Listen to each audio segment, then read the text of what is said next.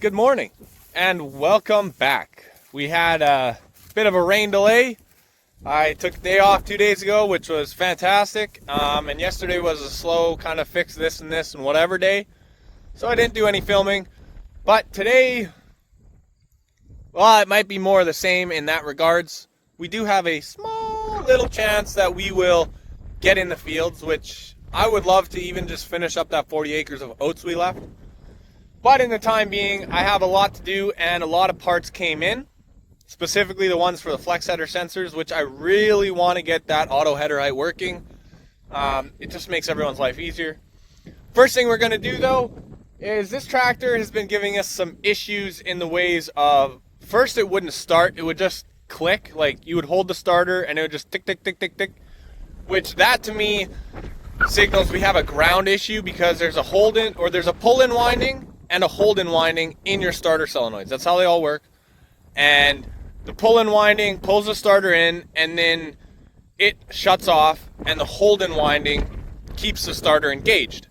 So if you're just having a single click, you got something else like voltage problems, whatever. But if it's hitting back and forth on the starter but it's not going, you know you got a ground issue, whether it's internally in the solenoid or from the starters to the engine to the batteries, whatever. So we're going to take a look at that, as well as now just yesterday we had a low voltage issue at night when we were running the lights. It would take too much power, so kind of feel like maybe the alternator's going out. We're going to clean up some connections, see what we can figure out, and then shoot off, get our parts from the drop box, head back to the flex headers, and start changing sensors. So, let's get this opened up and see what we find. I kind of briefly looked at it, and I know I went over things in spring. These big hoods, man, they don't like to stay open, especially when it gets cold, because they're just so heavy. You gonna stay? Good. So we'll get the side panels pulled off, check our connections, go from there. I really love these tractors with the big engines in them, like that one over there, way over there. It's got a C18 in it, this has a C15 in it, and they're really nice because they have two starters, so they start really well even when it's cold. But we will take a look at our grounds here, make sure everything's good. I think first thing we're going to do is we'll just fire it up and see what it's charging like actually, and then start looking at things. You know we're having issues when you got a battery pack in there. Oh, let's find the key.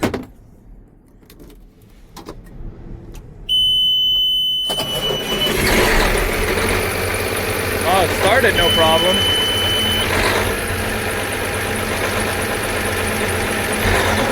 Let's see where our voltage is. 13.3 volts.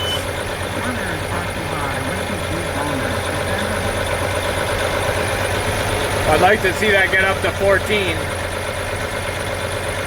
I think we also might have a bad tensioner because we put a new belt on there, but it's still squeaking when it's a heavy draw. Okay, some quick testing. We're getting 14.2 out the alternator consistently, pretty good. Like very consistent. At the batteries, we're only getting 13.7 and it's fluctuating quite a bit. And if you check from the ground on the engine block to the ground on the battery, we're losing half a volt right there. So that's more than I would like to see. That's definitely not it. So we'll take a look at some of our connections here, going from the engine to the frame to the batteries, and see what we can figure out. Let's go from there. That's all we can do. I really think all these problems are tied together and not separate between the starter and the voltage issue. So see what we can find, and we'll see if we can get that battery voltage up a little bit higher. And from there, maybe we'll do an alternator. One thing it could be is the battery disconnect, because it just cuts out the ground, and that is a chance for some corrosion and arcing and bad connection. So we'll take a look. If you look in there, You can see those 2 lugs on the top, 2 lugs on the bottom. That is our battery disconnect. The top set of lugs is all good. Bottom set of lugs has some extra resistance on it, which I don't like that. And that may be some of our problem or our voltage drop, but we'll keep looking and see what we find. Here is my conclusion after doing some very quick testing. I think it is the battery disconnect, but I think it honestly might just be the key for the battery disconnect. We've got a bunch of these disconnects on a bunch of our equipment, and they give a good snap when you get them in, whereas this one, it doesn't. And if you look at the ramps on the key, they really kind of look pretty worn off. So I think it's just not closing 100%. Now, whether we'll be able to just get a new key for it or have to change the whole thing, because if it's not closing 100%, at least on that one contact, there's probably a little bit of arcing going on and building up. We're still going to run it, but maybe I'll quickly go grab a key out of the 765 that we have, throw it in here, see if that helps, and go from there. Now, I'm going to go get that key, quickly toss it in, try it again, and then we're going to go get parts, and then we're going to go to the combines, and hopefully get going on oats in a couple hours. Alright, well that's interesting. With our new key from the other tractor, which you can see looking at those ramps, that one's pretty good. If you look at this one, they are pretty worn off. With the new key, pushing it in farther, we got more resistance, so definitely an issue in there we will have to take care of, but for the time being we'll leave it. I'm going to order a whole new disconnect, and I don't know, maybe I can take it apart, clean it up, but I'll just have one on hand in case. That's interesting. With the new disconnect key in there, you can actually make the starter do that issue it was having. So obviously, see? There it went. Well, I can pretty much say it's safe to say that is our problem. We will take this new-ish key back to the old, or to the 765. We'll put this one in, because obviously whatever it's got going on, it's used to it, but the resistance is there. We'll get a new one, should fix our problems. Well, it's safe to say we got some parts here. That one's for me, and that one's for me, and that one's for me, and that one's for me. Holy smokes, what did I order? We're back out at the combine. We're going to start working on the header, so let's see what kind of parts we got here. I kind of think I remember, but there's a lot of boxes. That's a good haul, and I forgot I ordered this stuff. So this is everything I need for the feeder house drum that went on my dad's combine. Here is seal kits for the fore and aft cylinders that are leaking down on my dad's header. Then here we have springs for the sensing bands, because a couple of them broke. We have a few of these knife guards that hold the knife down, and then we have our box of header sensors. So it's a good haul. Let's get to it. We're gonna put this stuff away because we don't need it now, and we'll get working on this. I am sorry ahead of time for the wind. I got my mic on, hopefully it helps, but here we are working on the headers. I got this plate kind of taken apart and my sensor taken out. So this one, we don't have to change the spring. This one, we're just changing this sensor on it because that's the bad one. And then down there, we have a bad spring and sensor on the same band. So we'll pull those out and take it apart together. We'll see how that goes. But fairly easy to do, and you don't have to take everything apart. I just took all these top bolts off and then take out a couple of the plates here, just surrounding the sensor so I can get in there good, clean it up. And all it is just like a variable resistor. And it sends an output signal through the middle wire, the signal wire, to your module. And I am pretty confident with my diagnosis because, you know, it was sending the output signal, so that means we're getting a good power and ground, and the signal wire is connected all the way to the module. We're gonna throw some new sensors in. We'll check them once we got the new sensors in, but I don't see us having any issues. I'll let you know though. Okay, well this is fantastic. They sent the wrong sensors. This is one that I had in my box that I ordered last year. And here's the sensor they sent. It's supposed to bolt in there somehow, but that's the wrong one. So guess we'll send those 5 sensors back. I'll get this one changed. That sucks. That really sucks. I was hoping to get these things buttoned up today. Alright, well this has been absolutely grueling. We're trying to just pry this piece of plastic out of here one bit at a time because, well, this is what it's supposed to look like, and it's quite seized in there, which sucks, but yeah, we'll get it, I guess. I think I might have to go get some penetrating oil though. We got it out, but holy smokes, that was a pain. Alright, get this new one jammed in here because we're going to try the oats here soon. Golly. I don't know which way it's supposed to be set. I guess we'll try that and see what it says. We got it all buttoned up, and hopefully we will be going to try our oats soon. And again, a situation of we don't really care what the moisture is, but it has to be below 20. We're going to throw it in the big bin, not even dry it, but it's so little. I think we'll be able to manage it, blend it, core it, move it around, do some stuff. And make it work, because we really just need to keep making progress. If we can finish that field up today, we'll test this wheat here. I don't think it'll go because it was 27% yesterday. You could wring the water out of it. But then maybe we can get this done and on to the next piece, and in a few days be done cereals maybe, because rain Tuesday or Wednesday, they say. So, I don't know, you're just fighting that rain. Doesn't look great today, but it spit this morning a little bit. I don't know. We'll see. This has definitely been the harvest where it's just, you know, it's that type of year. There's rain every couple days, and you find that window and you get as much done as you can when you have the opportunity. We're going to go get a sample of those oats, but I got a little grain in my tank from when I took a moisture yesterday of this wheat. And we got a little pile of grain here that we're going to come back and clean up. So, we'll see what kind of aim I got. I think I might be a little bit far to the one side. We'll try and move a bit. See if we can't get that bullseye. Alright, and we're gonna give her a shot.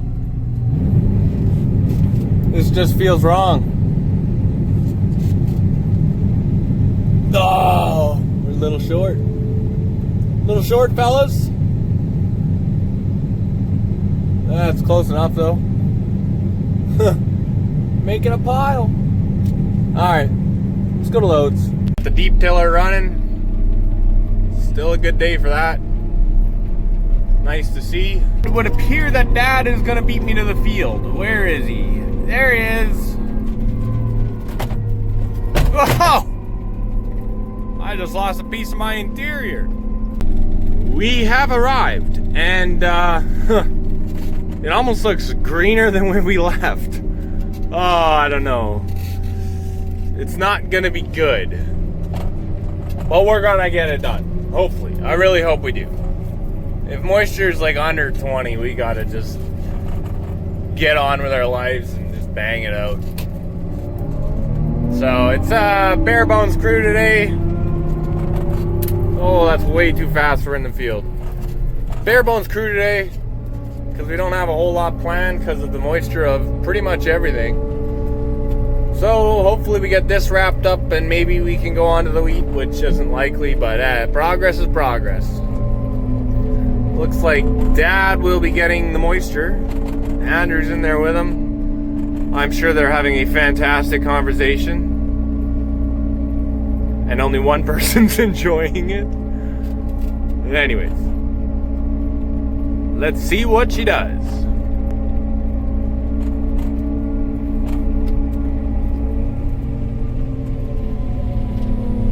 Probably one of the better places we get into moisture. Looks less green here. I will wait till we get the go-ahead before I change all my monitors over though.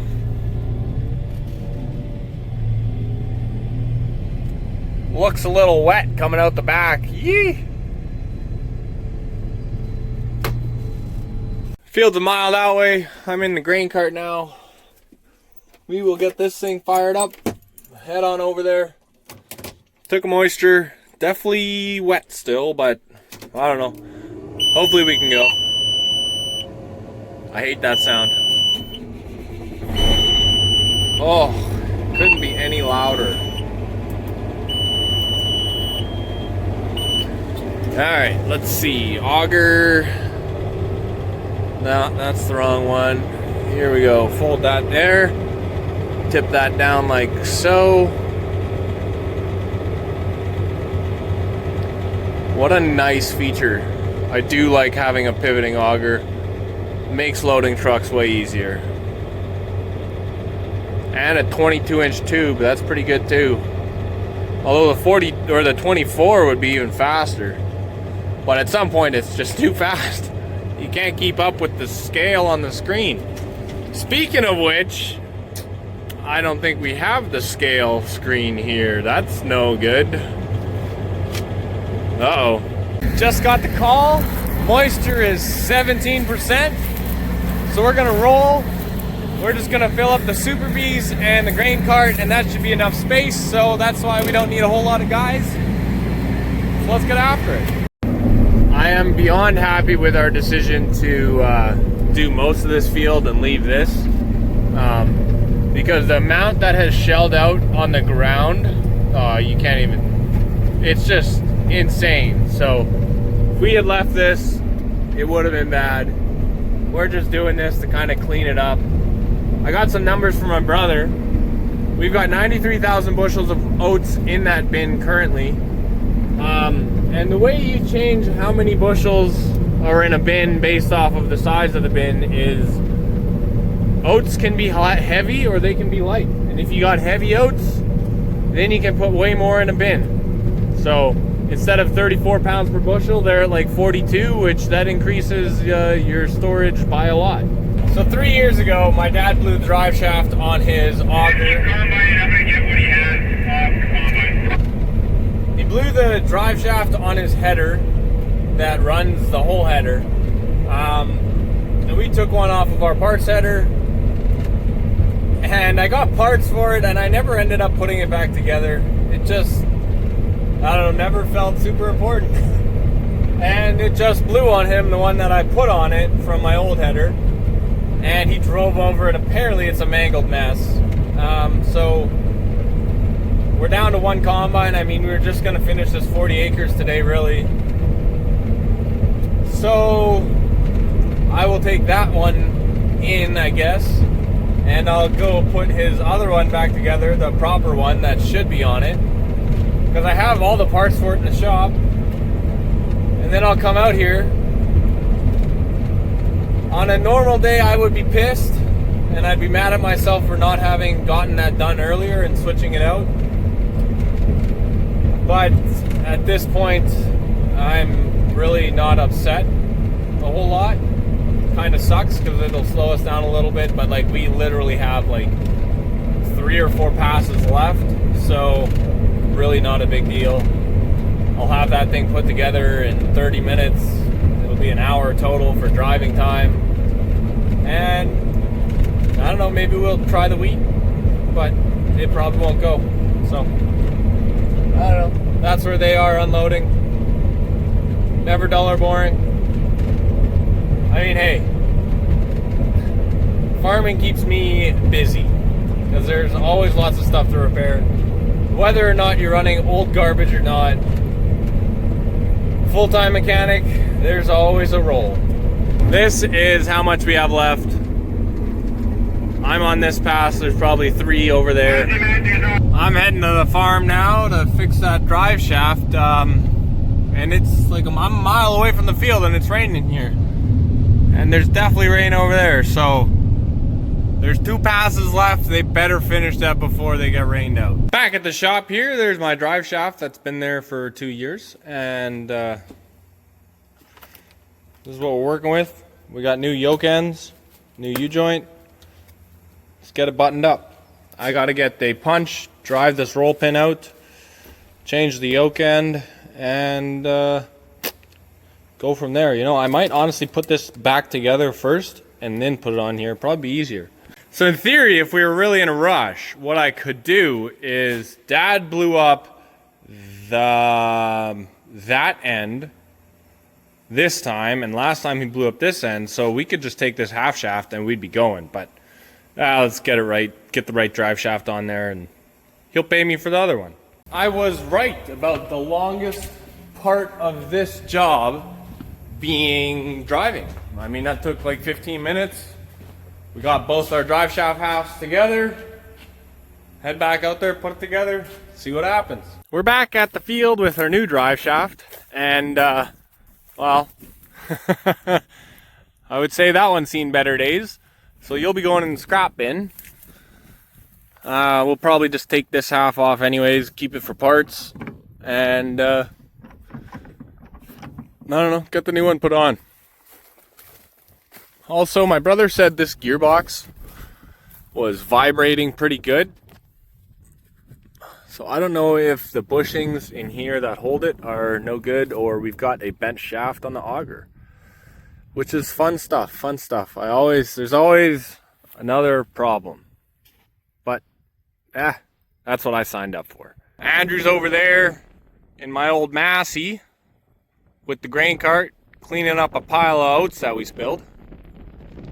That old Massey, it still has a place on this farm. No doubt about that. And just like that, it's got a straight shaft again. So now we'll move down to our wheat field that we left earlier, and hopefully just have things set up for tomorrow when we want to go. We're on the road again. Thankfully, field's like a mile and a half that way, which isn't a big deal. I don't think we're gonna get a moisture though today. I think we'll just probably call it at that, because 27% wheat yesterday, not a great drying day today. I think we would just be wasting our time. Another day in the books. I am happy we got something accomplished in the way of harvesting. These last few fields that we're trying to get done on cereals, they're gonna be a grind because it's just spotty rains in the forecast. Hopefully tomorrow we can get a good day in here, finish up this wheat field we've been on for way too long. And then it's another section of wheat, a little bit of barley, and then I think we're done. So we're making progress. Anyways, I appreciate you guys hanging out, watching, commenting. I love all of it. You guys have a good day. She's a classic! I cut the exhaust off so it fit in my garage before I had a shop. And now I regret it, because it stinks in your face all day. Works good though, and she moves fast. These old tractors have some good road gears, let me tell you.